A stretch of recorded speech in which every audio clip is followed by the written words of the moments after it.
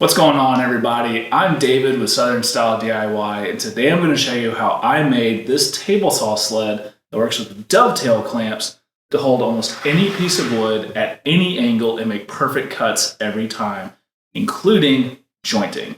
Stay tuned if you want to see how I did it.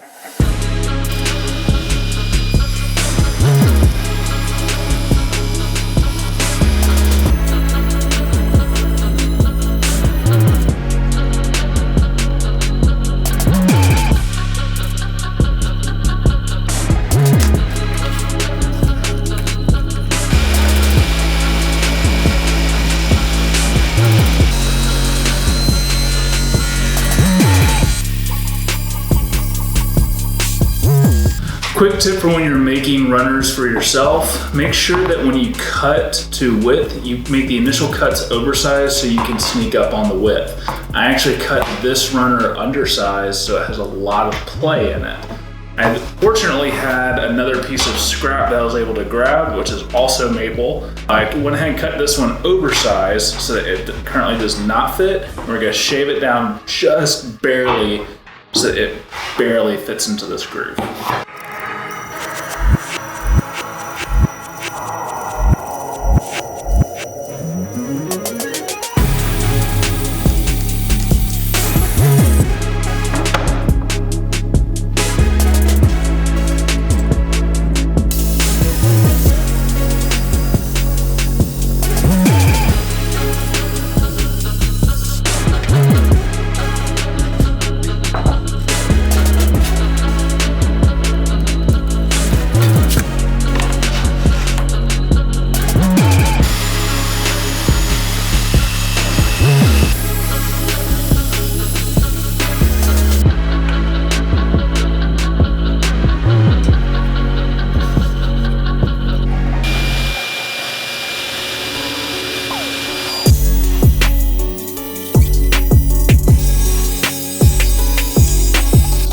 Now the dovetail grooves are going to be in there so they'll accept these specialty clamps that I got.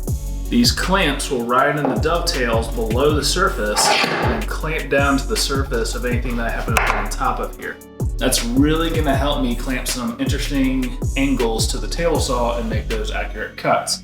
Now, clamping a temporary fence to this in order to make all the lines straight is going to be a little bit tricky. I'm going to show you a trick so that you only have to clamp it awkwardly once. Then all of your subsequent cuts will actually be pretty easy to make.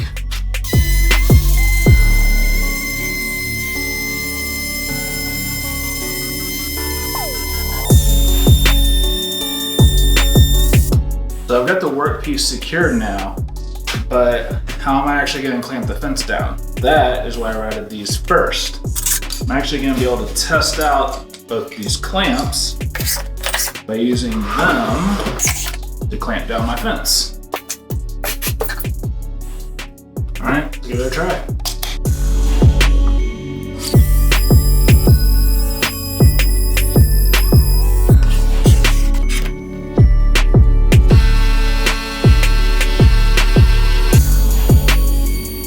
Alright, so I ended up messing at the top this first time around. I let the router get away from me on this groove and I ended up blowing out a huge chunk and it doesn't look near as good as this groove right here does.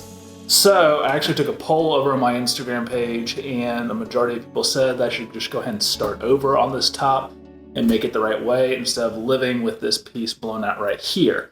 So that's what we're going to do right now.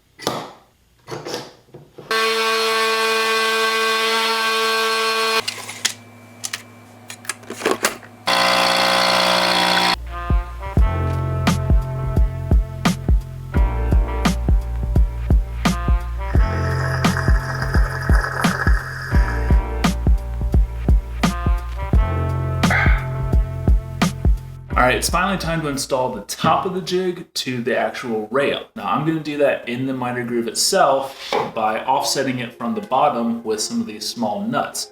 That'll put the surface of the rail above the surface of the table saw so I can get a good bond. Now I am going to use wood glue to keep everything strong, but CA glue so I can move on pretty quickly, flip the jig over and countersink some screws down the rail, and then we're good to go.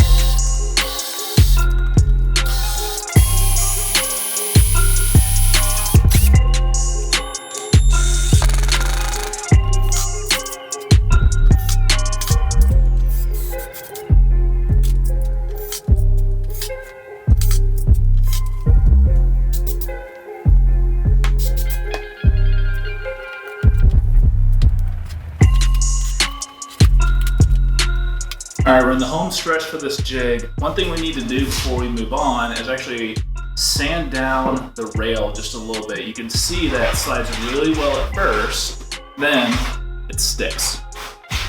So because of that sticking, there's barely any material on the rail. So what we really want to do is just take a little bit down on one side. So we're just gonna take one pass, and then slide it back in.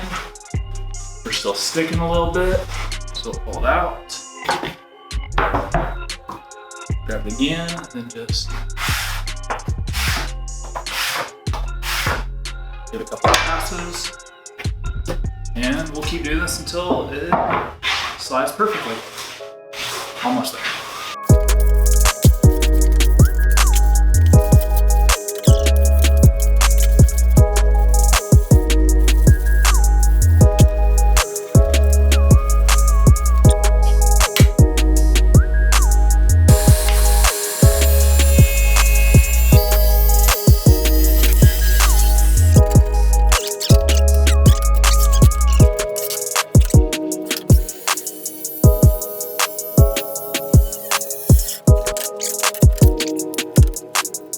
So there you have it.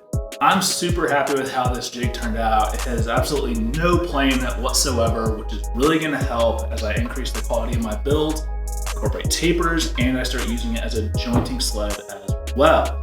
If you follow me over on Instagram, you'll know that I actually started a coffee table before I built this jig, and building part of the coffee table is what necessitated this jig to begin with.